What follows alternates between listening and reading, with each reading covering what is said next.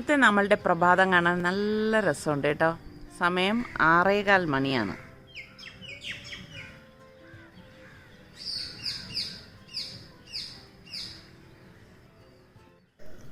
അപ്പോൾ ഞാൻ ബ്രേക്ക്ഫാസ്റ്റ് ഉണ്ടാക്കാൻ വേണ്ടിയിട്ട് ഗോതമ്പ് മാവ് ഞാൻ വലിയൊരു ബൗൾ എടുത്തിട്ട് ഇതിലേക്ക് ഞാൻ 1.5 കപ്പ് ഗോതമ്പ് മാവ് എടുത്തിരിക്കുകയാണ്. അതോടൊപ്പം തന്നെ ഞാൻ ഇതിലേക്ക് പാകത്തിനുള്ള ഉപ്പും 1 ടീസ്പൂണോളം പഞ്ചസാരയും കൂടി ഇട്ട് കൊടുക്കുകയാണ്. അതിന് ശേഷം ഞാനിതൊന്ന് മിക്സ് ചെയ്യുകയാണ്. മിക്സ് ചെയ്ത ശേഷം ഞാനിവിടെ 1 കപ്പ് വെള്ളം എടുത്തിട്ടുണ്ട്. ഈ 1 കപ്പ് വെള്ളം ആദ്യം ഞാൻ ഫുള്ളായിട്ട് ഇതിലേക്ക് ഒഴിച്ചു കൊടുക്കുകയാണ്. ഒഴിച്ചു കൊടുത്ത ശേഷം ഇതുപോലെ ഒന്ന് ഇളക്കി കൊടുക്കും. ഇളക്കി കൊടുക്കുമ്പം ചെറുതായിട്ട് ഇതുപോലെ ഒന്ന് കട്ടിയായിട്ട് വരുന്ന സമയത്ത് ഞാനിവിടെ 1/2 കപ്പ് വെള്ളം എടുത്തിട്ടുണ്ട്. ഈ 1/2 കപ്പ് വെള്ളം ഇതുപോലെ കുറേശ്ശെ ഒഴിച്ചിട്ട് ഇതൊന്ന് കലക്കിയെടുക്കും കേട്ടോ. അപ്പോൾ ഇത് നമ്മളിപ്പം യൂട്യൂബിലൊക്കെ സ്ഥിരം കാണുന്ന, അതായത് കുഴയ്ക്കണ്ട, പരത്തണ്ട, എളുപ്പത്തിൽ ചപ്പാത്തി ചൂടാം എന്നൊക്കെ പറഞ്ഞ് ക്യാപ്ഷൻ ഇട്ടിട്ടൊക്കെ ഒരുപാട് വരുന്നത് ഞാൻ കണ്ടിട്ടുണ്ട്. ആ ഒരു എന്താ പറയുക, ദോശ പറാട്ടയാണ് ഞാൻ ഉണ്ടാക്കുന്നത് കേട്ടോ. അപ്പം ഞാനിതൊന്ന് കലക്കിയ ശേഷം ഇതിലേക്ക് ഞാൻ 1 ടീസ്പൂണോളം ഓയിൽ ഒഴിച്ചു കൊടുക്കുകയാണ്. എന്നിട്ട് വീണ്ടും ഇത് മിക്സ് ചെയ്തെടുക്കും. മിക്സ് ചെയ്ത് നല്ലതുപോലെ മിക്സ് ചെയ്തതിന് ശേഷം ഞാനിവിടെ 1/4 കപ്പ് വെള്ളം ഇതിലേക്ക് ഒഴിച്ചു കൊടുക്കുകയാണ് കേട്ടോ. അപ്പോൾ 1/4 മുതൽ 1/2 കപ്പ് വരെ നമുക്കിത് ഒഴിച്ചു കൊടുക്കാം. പിന്നെ ഉപയോഗിക്കുന്ന ഗോതമ്പ് മാവിൻ്റെ ആ ഒരു ഇതനുസരിച്ചിരിക്കും, ഒരുപാട് ലൂസായി പോകരുത്.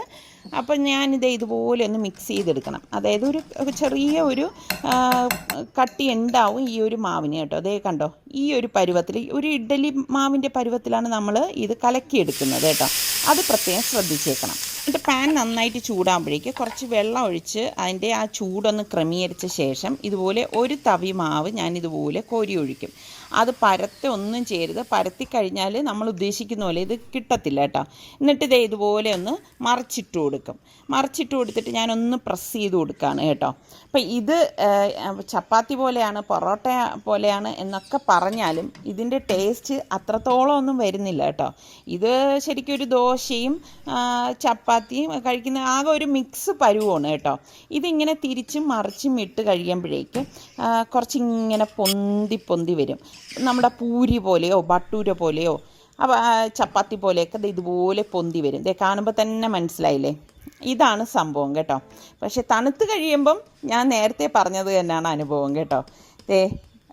ഇതിപ്പോൾ റെഡിയാക്കി എടുക്കാനും കുറച്ച് നേരം എടുക്കും. പെട്ടെന്നൊന്നും നമുക്ക് അതായത് റെഡിയായി വരത്തില്ല. തിരിച്ചും മറിച്ചും ഇട്ടിട്ടാണ് നമ്മളിത് റെഡിയാക്കി എടുക്കുന്നത്. പിന്നെ അടുത്ത മാവ് ഞാൻ ഇതുപോലെ തന്നെ കോരി ഒഴിക്കുകയാണ് ചെയ്യണത്. പരത്തരുത്. പരത്തി കഴിഞ്ഞാൽ അത് നമ്മൾ ഉദ്ദേശിക്കുന്നത് പോലെ പൊങ്ങി വരത്തില്ല കേട്ടോ. അത് പ്രത്യേകം ശ്രദ്ധിക്കണം. അതുപോലെ തന്നെ തീയുടെ ആ ഒരു ചൂട് ക്രമീകരിക്കുകയും വേണം. അതായത് തീ കൂട്ടി വെക്കാനും പാടില്ല, വളരെ ലോ ഫ്ലെയിമിലാക്കാനും പാടില്ല. അങ്ങനെ ആക്കി കഴിഞ്ഞാലും ഇത് പൊങ്ങി വരത്തില്ല. ഇങ്ങനെ 1-2 കാര്യങ്ങൾ ശ്രദ്ധിച്ചാൽ നിങ്ങൾക്ക് ഈ പറയുന്ന മാതിരി യൂട്യൂബിൽ ട്രെൻഡിങ് ആയിക്കൊണ്ടിരിക്കുന്ന കുഴയ്ക്കാതെ പരത്താതെയുള്ള പൊറാട്ട നിങ്ങൾക്ക് ഉണ്ടാക്കിയെടുക്കാം കേട്ടോ. അപ്പോൾ ഒന്ന് ട്രൈ ചെയ്ത് നോക്കിയിട്ട് ഫീഡ്ബാക്ക് തരണേ. അപ്പം ഞാനിതെല്ലാം ചുട്ടെടുക്കുകയാണ്.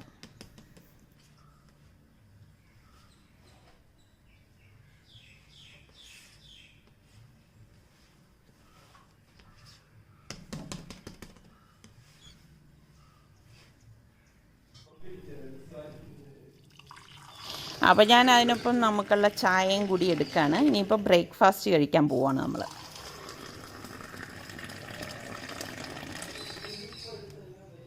ഞാൻ ഇതിനു മുൻപ് പറഞ്ഞിട്ടില്ലായിരുന്നു എനിക്ക് 1-2 പ്രൊഡക്റ്റ് അൺബോക്സ് ചെയ്യാനുണ്ടെന്ന്. അപ്പോൾ അതിലൊന്നാണ് ഇന്നിപ്പം ഞാൻ ഓപ്പൺ ചെയ്യുന്നത്. എനിക്ക് സൂക്കബായ എന്ന് പറയുന്ന ഓൺലൈൻ സ്റ്റോറിൽ നിന്ന് അവർ ഒരു പ്രൊഡക്റ്റ് കൊടുത്തു വിട്ടിട്ടുണ്ട്. അവരുടെ ഇൻസ്റ്റഗ്രാം ഫോളോ ചെയ്ത് കഴിഞ്ഞാൽ ഒരുപാട് കളക്ഷൻസ് കാണാൻ കഴിയും കേട്ടോ. അപ്പോൾ എൻ്റെ അടുത്ത് അതിൽ നിന്ന് സെലക്ട് ചെയ്യാൻ പറഞ്ഞ് ഞാൻ തന്നെയാണ് ഇത് സെലക്ട് ചെയ്തത്. അപ്പോൾ ഇത് ഓപ്പൺ ചെയ്ത് നോക്കാം.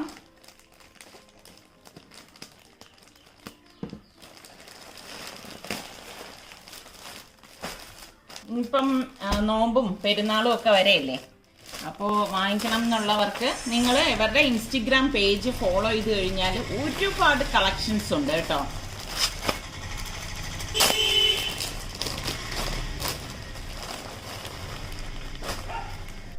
ഇതെന്ന് പറയുന്നത് സോഫ്റ്റ് ഹരീർ മക്സൂൾ എന്ന് പറയുന്ന ഒരു മെറ്റീരിയലാണ് കേട്ടോ. വളരെ സോഫ്റ്റ് ആയിട്ടുള്ളതാണ്. ഇതേ കണ്ടോ, അടിയിൽ ഇതേ ഇതുപോലെ ഫ്രില്ലൊക്കെ ഉണ്ട്. പിന്നെ ഇതേ ബാക്കിൽ തൊടുമ്പോൾ തന്നെ അറിയാം കേട്ടോ, നല്ല സോഫ്റ്റാണ്. ഒരു ഷോയ്ക്ക് ഇതേ ഒരിതൊക്കെ പിടിപ്പിച്ചിട്ടുണ്ട്, ഒരു ചെയിനൊക്കെ പിടിപ്പിച്ചിട്ടുണ്ട്. അപ്പോൾ അത് വേണ്ടെങ്കിൽ നമുക്ക് റിമൂവ് ചെയ്യാവുന്നതാണ് കേട്ടോ. പിന്നെ അതിൻ്റെ തന്നെ ദുപ്പട്ടയുണ്ട്, അത്യാവശ്യം നല്ല നീളവും വീതിയൊക്കെ ഉണ്ട് കേട്ടോ. ജസ്റ്റ് ഞാനിപ്പോൾ ഇങ്ങനെ ഒന്ന് കാണിക്കാം. ഞാൻ ഇട്ടിട്ടുള്ളത് ഞാൻ പിന്നെ കാണിച്ചു തരാം കേട്ടോ, എങ്ങനെ ഇരിക്കും എന്നുള്ളത് ഇടുന്ന സമയത്ത് നിങ്ങൾക്ക് കാണിച്ചു തരാമേ. നല്ല സോഫ്റ്റ് കേട്ടോ, ഇങ്ങനെ നമുക്ക് പിടിക്കുമ്പോൾ തന്നെ അറിയാം. ഇതിൻ്റെ കൈയൊക്കെ ഈ ഒരു മോഡലാണ് കേട്ടോ, നല്ല ഫ്ലെയർ ആയിട്ട് കുറച്ചിങ്ങനെ പ്ലീറ്റ്സ് ഒക്കെ വെച്ചിട്ടുള്ളതാണ്. അടുത്തത് നമുക്കൊന്ന് തുറന്ന് നോക്കാം.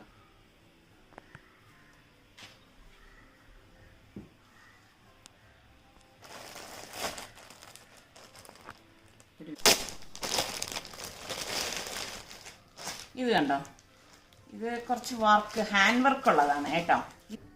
ഇതിൻ്റെ ബാക്കിലും ഇതുപോലെ ഒരു ചെയിൻ കൊടുത്തിട്ടുണ്ട്. ഇത് നിദ ഫാബ്രിക് ആണ്, ഇത് മെയിൻ ആയിട്ട് വരുന്നത്. പിന്നെ അതിന് ഇടയിൽ ഇങ്ങനെ ഷിഫോണിന്റെ ഇതും വരുന്നുണ്ട് കേട്ടോ. ഇതും ഒരു വെറൈറ്റി വർക്ക് ആയിട്ടുള്ള ഒരു സംഭവമാണ് കണ്ടോ. ഇതൊക്കെ ഹാൻഡ് മെയ്ഡ് ആണ്.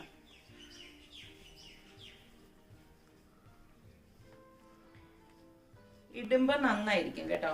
അപ്പൊ ഞാൻ ഇത് രണ്ടും ഇടുന്ന സമയത്ത് നിങ്ങൾക്ക് കാണിച്ചു തരാം എങ്ങനെ ഉണ്ടെന്നുള്ളത് നിങ്ങൾ പറയണം കേട്ടോ. ഇങ്ങനെ തന്നെയാണ്, ഒരു സൈഡിലാണ് വർക്ക് വന്നിരിക്കുന്നത്. കാരണം നമ്മളിങ്ങനെ ചുറ്റിയിട്ടിടുമ്പോഴേക്ക് ആ ഒരു സൈഡിൽ ഇതുപോലെ വർക്ക് വരും. ഇങ്ങനെ വാങ്ങിക്കണം എന്നുള്ളവർക്ക് നിങ്ങൾ അവരുടെ ഇൻസ്റ്റഗ്രാം പേജ് സൂക്കബായ എന്നുള്ള ഇൻസ്റ്റഗ്രാം പേജ്, അതിൻ്റെ ഡീറ്റെയിൽസ് ഞാൻ ഡിസ്ക്രിപ്ഷൻ ബോക്സിൽ പിൻ ചെയ്ത് ഇടാം കേട്ടോ. അവിടെ അതിൽ നോക്കിക്കഴിഞ്ഞാൽ ഒരുപാട് കളക്ഷൻസ് ഉണ്ട്. പ്രത്യേകിച്ച് ഈ അറബികൾ ഇടുന്ന അറബിക് ടൈപ്പ് മോഡൽ ഉണ്ടല്ലോ, അപ്പൊ അതില് പെട്ട ഒന്നാണ് ദേ ഇത് കേട്ടോ. എനിക്ക് അങ്ങനെയുള്ള മോഡലൊക്കെയാണ് ഏറ്റവും ഇഷ്ടം. ദേ ഇത് ആ ഒരു മോഡലിൽ പെട്ടതാണ്. അപ്പൊ ഇത് ഞാൻ ഇടുന്ന സമയത്ത് തീർച്ചയായിട്ടും നിങ്ങളെ കാണിച്ചു തരും കേട്ടോ. അപ്പൊ നിങ്ങൾ അഭിപ്രായം പറയണം ഞാൻ ഇട്ടിട്ട് എങ്ങനെ ഉണ്ടെന്നുള്ളത്. അപ്പൊ ഇതൊക്കെ ഒന്ന് മടക്കി വെക്കട്ടെ. രാജകുമാരിയുടെ വെഡ്ഡിംഗ് ഡിസൈനർ സ്റ്റുഡിയോയുടെ ഉദ്ഘാടനത്തിന് ഞങ്ങളെ ക്ഷണിച്ചിട്ടുണ്ടായിരുന്നു. അപ്പം ഞങ്ങളിപ്പോൾ അങ്ങോട്ടേക്ക് പോവാണ്. അപ്പോൾ അവിടെ ചെന്നപ്പോൾ തന്നെ നല്ല വാദ്യമേളമൊക്കെ ഉണ്ടായിരുന്നു. അതൊക്കെ കേൾക്കാൻ തന്നെ നല്ല രസമുണ്ട് കേട്ടോ. അപ്പം ഞങ്ങൾ അകത്തേക്ക് ചെന്നപ്പോൾ തന്നെ അതിൻ്റെ ഓണേഴ്സ് എല്ലാവരും അവിടെ ഉണ്ടായിരുന്നു. അപ്പോൾ എല്ലാവരുമായിട്ടും കുറച്ച് കുശലാന്വേഷണമൊക്കെ പറഞ്ഞു. ഉദ്ഘാടകൻ വരാൻ കുറച്ച് വൈകുമെന്ന് പറഞ്ഞു. അപ്പം ഞങ്ങൾ ഇതിൻ്റെ മുകളിലേക്ക് പോവുകയാണ്. 2 ഫ്ലോറിലായിട്ടാണ് ഇത് സജ്ജീകരിച്ചിരിക്കുന്നത്. അപ്പം ഞങ്ങൾ ഇങ്ങനെയുള്ള കാഴ്ചകളെന്ന് പറഞ്ഞു കഴിഞ്ഞാൽ നമുക്കിപ്പോൾ അന്യം നിന്ന് പോയിക്കൊണ്ടിരിക്കുന്ന കാഴ്ചകളാണ് അല്ലേ, കാണാൻ നല്ല രസമുണ്ട്. അപ്പോൾ അതേ ജെൻസിൻ്റെ വെഡ്ഡിങ് സൂട്ട്സാണ് ഫുള്ളിങ്ങനെ ഇട്ടിരിക്കുന്നത്. ഇതൊക്കെ കാണാൻ എനിക്കിപ്പോൾ ഇഷ്ടമാണ്. കാരണം സൽമാന് കല്യാണപ്രായമായി വരെയല്ലേ. അപ്പോൾ ഒരു ഉമ്മ എന്നുള്ള നിലയിൽ ഞാനും ഇതെല്ലാം കാണുമ്പോൾ നന്നായി ആസ്വദിക്കും. പിന്നെ പിള്ളേരുടെ ഇഷ്ടമാണ് ഓരോ കാര്യം അവരെ എന്ത് തിരഞ്ഞെടുക്കുന്നു എന്നുള്ളത്. പിന്നെ അത് കഴിഞ്ഞ് ഞങ്ങൾ നേരെ താഴെ ലേഡീസ് സെക്ഷനിലേക്ക് വന്നു. അപ്പോൾ നല്ല ഭംഗിയുള്ള ചെരുപ്പുകൾ, അതായത് വെഡ്ഡിങ്ങിനൊക്കെ ഇടാൻ പറ്റിയ അടിപൊളി ചെരുപ്പുകൾ ഇങ്ങനെ അറേഞ്ച് ചെയ്ത് വെച്ചിരിക്കുകയാണ് കേട്ടോ. സ്റ്റോൺ വർക്ക്, പേൾ വർക്ക്, എല്ലാ വർക്കുള്ള ചപ്പൽസും ഇവിടെ ഉണ്ട്. അതുപോലെ തന്നെ ദേ ഇത് കണ്ടോ, ഈ ഒരു വർക്ക് ഇതവർ ഇങ്ങനെ ഈ ഒരു സൂചി ഇങ്ങനെ അടിയിലേക്ക് കുത്തിയിട്ടാണ് ഈ സ്റ്റോണ് ഇതിലേക്ക് പിടിപ്പിച്ചെടുക്കുന്നത്. പണ്ട് എനിക്കിത് അറിയായിരുന്നു കേട്ടോ. ഞാൻ സൗദിയിലായിരുന്ന സമയത്ത് കുറേയൊക്കെ ഞാൻ ഇതുപോലെ ചെയ്തിട്ടുണ്ട്. എനിക്കൊരു ഹൈദരാബാദി ഭാബി ഉണ്ടായിരുന്നു, ഭാബി എന്നെ പഠിപ്പിച്ചു തന്നതാണ്. അപ്പോൾ ഇതൊക്കെ കാണാൻ എനിക്കിങ്ങനെ ഭയങ്കര ഇഷ്ടമാണ് കേട്ടോ. ഞാൻ ഇങ്ങനെ നോക്കായിരുന്നു, ഇപ്പോഴൊക്കെയാണ് നമ്മൾ കല്യാണം കഴിക്കുന്നതെങ്കിൽ ഇതുപോലെയുള്ള ഡ്രസ്സൊക്കെ ഇടാമായിരുന്നല്ലോ എന്ന് എല്ലാവരെയും പോലെ എൻ്റെ മനസ്സിലും ചിന്തകൾ ഇങ്ങനെ കടന്നു കയറി. അപ്പോൾ ഇതൊക്കെ കാണുമ്പോൾ ഭയങ്കര ഒരു കൗതുകമാണ്. ഇപ്പോഴത്തെ കുട്ടികൾക്കൊക്കെ എന്തോ ഒരു ഭാഗ്യമല്ലേ, ഇങ്ങനെയൊക്കെയുള്ള എന്തെല്ലാം ഡിസൈനിൽ എന്തെല്ലാം വർക്കിലൊക്കെ ഉള്ള ഓരോ കാര്യങ്ങളുണ്ട്. അവർക്കൊക്കെ ഇതുപോലെ കല്യാണമൊക്കെ വരുമ്പോൾ ഇതുപോലെയൊക്കെ അണിഞ്ഞൊരുങ്ങാം. ഇതൊക്കെ കണ്ട് ആസ്വദിക്കുക, നല്ല രസമാണ്. അപ്പോഴേക്ക് വാദ്യമേളത്തിൻ്റെ സൗണ്ട് കൂടി. അപ്പോൾ മനസ്സിലായി നമ്മുടെ ഉദ്ഘാടകൻ എത്തി എന്നുള്ളത്. അപ്പോൾ നമ്മളുടെ ഫിലിം ആക്ടർ സിജോ വർഗീസാണ് ഉദ്ഘാടനം ചെയ്യാനായിട്ട് വരുന്നത്. അദ്ദേഹം ഉദ്ഘാടന കർമ്മം നിർവഹിക്കുകയാണ്.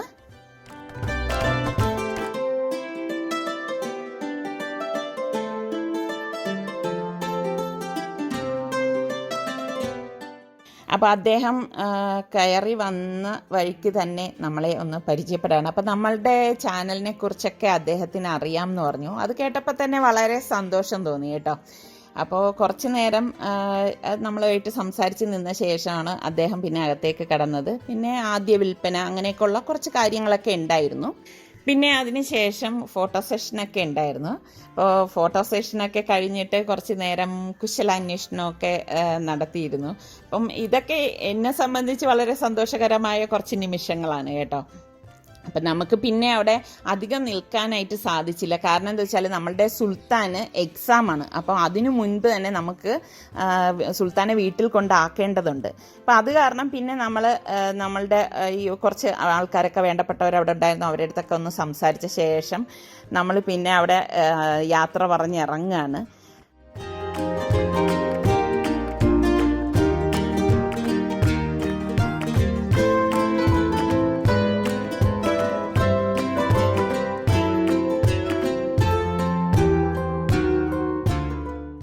ഇപ്പം നമ്മൾ പോകുന്നത് ഒരു വെഡ്ഡിങ് റിസപ്ഷനാണ്. വെഡ്ഡിങ് റിസപ്ഷൻ എന്ന് പറയുമ്പോൾ യൂട്യൂബേഴ്സിന് സ്പെഷ്യലായിട്ട് വെച്ചിരിക്കുന്ന ഒരു റിസപ്ഷനാണ് കേട്ടോ. അങ്ങനെ പറയുമ്പോൾ തന്നെ നിങ്ങൾക്കറിയാമല്ലോ എന്തായിരിക്കും അവിടെ നടക്കുന്നതെന്ന്. ശരിക്കും പറഞ്ഞാൽ എൻ്റെ ജീവിതത്തിൽ ആദ്യമായിട്ടാണ് ഞാൻ ഇങ്ങനെ ഒരു വെഡ്ഡിങ് റിസപ്ഷന് പങ്കെടുക്കുന്നത് കേട്ടോ. ഭയങ്കര ഒച്ചപ്പാടും ബഹളവും എന്ത് പറയാൻ, എനിക്ക് തോന്നുന്നു ഇപ്പോഴത്തെ തലമുറകൾ ഇഷ്ടപ്പെടുന്ന ടൈപ്പായിരിക്കാം കേട്ടോ ഇതൊക്കെ.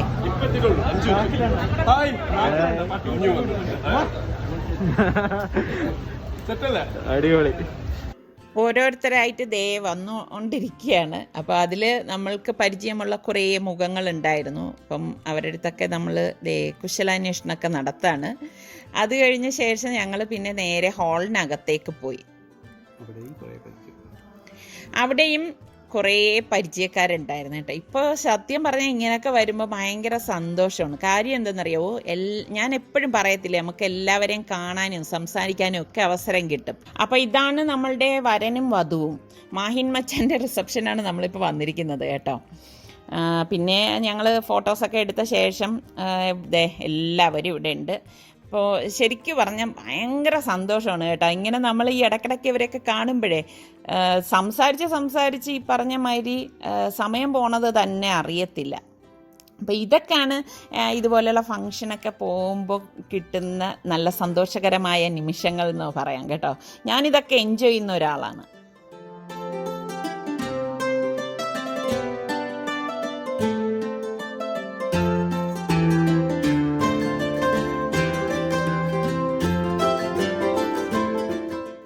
ഈ സമയം സ്റ്റേജിൽ നമ്മൾ സാധാരണ റിസപ്ഷനൊന്നും കാണാത്ത എന്തൊക്കെയോ പരിപാടികൾ നടക്കുന്നുണ്ടായിരുന്നു കേട്ടോ. പ്രാങ്കോ സർപ്രൈസോ ഒക്കെ. അപ്പം ഞാനതൊന്നും പിടിച്ചിട്ടില്ല. കാരണം നിങ്ങൾ പല യൂട്യൂബ് ചാനലിലൂടെയും അതെല്ലാം കണ്ടിട്ടുണ്ടാവും. അതൊന്നും ഞാൻ ഇതിലേക്ക് ഉൾപ്പെടുത്തുന്നില്ല. പിന്നെ അത് കഴിഞ്ഞതേ നമ്മളുടെ പരിചയക്കാരൊക്കെ വീണ്ടും വന്നു. കുറേ നേരം അവിടെയൊക്കെ സംസാരിച്ച് നിന്നു. അത് കഴിഞ്ഞപ്പോൾ നമ്മുടെ അർജുൻ്റെ ബർത്ത്ഡേ ആണ് കേട്ടോ. അത് ആഘോഷിക്കും.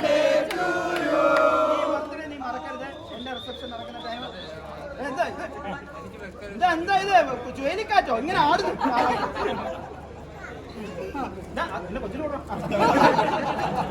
അല്ലൊന്ന് ചോദിച്ചോടാ, അവന് കൊടുത്തോടാ, അവന് കൊടുക്കടാ. ഞങ്ങൾക്കൊക്കെ തരുമോ?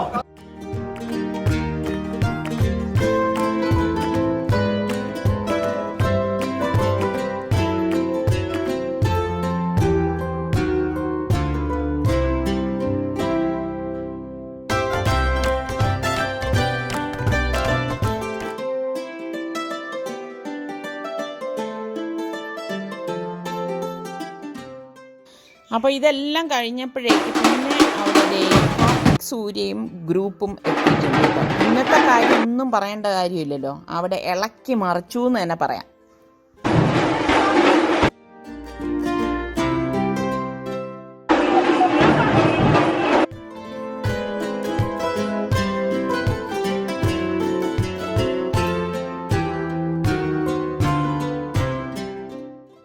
അവിടെ പാട്ടും ബഹളവും ഡാൻസും പ്രാങ്കും ഒക്കെ നടന്നുകൊണ്ടിരിക്കുന്ന സമയം തന്നെ ഞങ്ങൾ എന്ത് ചെയ്തെന്നോ ആഹാരം കഴിക്കാനായിട്ട് പോയി.